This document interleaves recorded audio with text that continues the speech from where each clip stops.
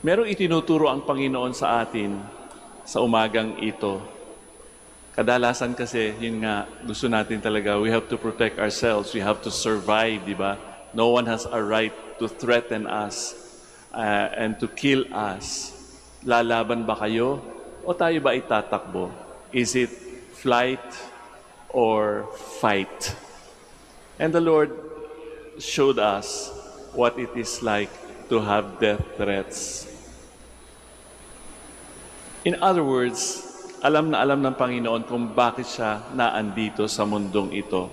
He was sent by His Father to announce the good news that there is hope. Pinapaalam sa atin ng Panginoon na hindi lahat ay natatapos ng ganun-ganun lang.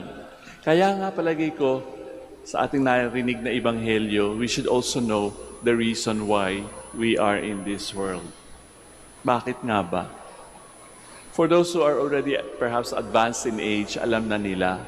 Kung ikaw ay tatay, nanay, doktor, enhinyero, kung ano man ang inyong bokasyon sa buhay, alam na natin yan by the time we reach midlife or age 50. Maaring yung mga bata sa ating paligid ngayon, maaring naghahanap pa, ano nga ba ang aking purpose? Ano nga ba ang aking misyon? Ang Panginoon, alam niya kung ano ang kanyang misyon. At nalaman din niya, sabi niya, it is not the proper time. Hindi pa tamang panahon para siya ay patayin. Kaya siya ay umalis, siya ay lumisan. But He continued doing His work.